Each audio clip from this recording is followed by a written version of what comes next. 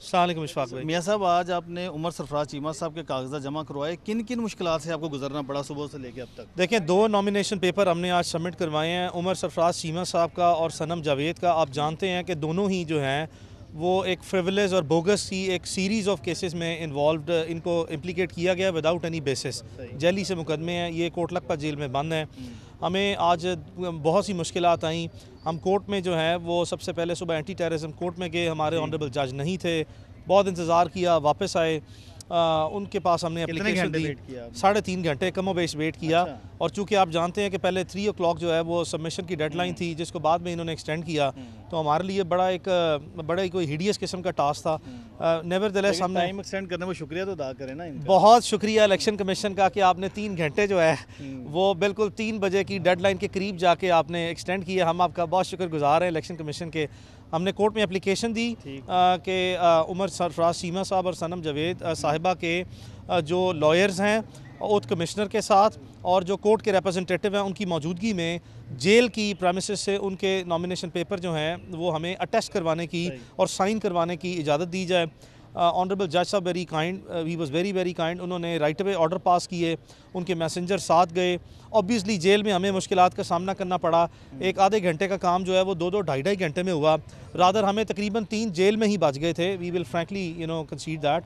उसके बाद फिर हमें हमारी जो प्रपोजर सेकेंडर साहिब हैं जो हमारे साथ हैं, दोनों ऑनरेबल MPA पार्लियामेंटेरियंस हैं, दे वर वेरी काइंड इनफ कि इन्होंने बड़ी कोऑपरेशन हमारे साथ की। फिर बाजी जो मिसेस उमर सरफराज चीमा है, ये थ्रू आउट जो है वो हम इस सारे प्रोसेस में अपने डॉक्यूमेंट्स मुकम्मल कराने के बाद यहाँ पे आए हैं। Very much with in time हम आए हैं। हमारे नॉमिनेशन पेपर को इन लोगों ने रिकॉर्ड पे लिया, हमने सबमिट करवाए हैं। तो सवाल भी किए? नहीं, इस वक्त नहीं, चूँकि स्क्रूटनी के टाइम पे जो है वो इन्होंने हमें सनम जावेद से बहुत सवाल हुए उनके वालिद से। ऑब्वियसली आप समझते हैं कि जितने भी मुमकिन तौर पर हमें नज़र आ रहा है कि PTI के जितने कैंडिडेट हैं उनसे ख़ास कर जो है वो बड़ी लंबी तफसील से जो है वो सबमिशन के टाइम पे ही सवाल जवाब शुरू हो जाते हैं, जो कि एक स्क्रूटनी प्रोसेस में स्क्रूटनी के टाइम पे होने चाहिए। बट नेवरदलेस हमसे जो बुनियादी सवालात चंद एक हुए हैं, कोई लंबे सवालात नहीं हुए, उसको हमने on the face of it जो है वो इनको मुतमईन किया है। चीमा साहब कौन सी जेल में है? चीमा साहब कोटलखपत जेल में है लाहौर में। मैडम प्लीज़ मैडम, चीमा कल मरीम नवाज साहिबा जा रही हैं जेल का विजिट करने, तो क्या उनसे रिहाई का मुतालबा करेंगी चीमा साहब मरीम नवाज साहिबा से? देखें जी, चीमा साहब उसूल के लिए जेल में है और इंशाल्लाह अदालतों का हम दरवाज़ा खटखटा रहे हैं। अदालतें हमें इंशाल्लाह रिलीफ देंगी, नहीं तो बारी ताला की ज़ात है मरीम नवाज देने वाली। करेंगे? देखिए, जो मुकदमा अदालत में उसका अदालत ही फैसला करेगी, तो वो अदालत से इंशाल्लाह हमें आज उनके कागजात जमा हो गए हैं सेनेट के। जी।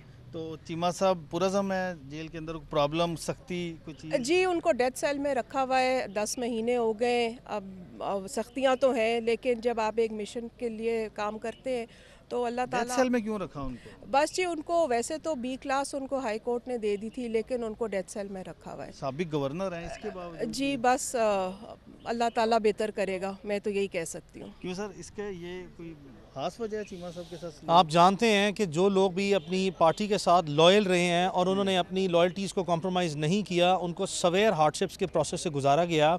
एक ऑनरेबल फॉर्मर गवर्नर हैं, one of the most honourable politician हैं in the entire recorded history of Pakistan, एक इंतहाई नफीस आदमी के तौर पर जाने जाते हैं।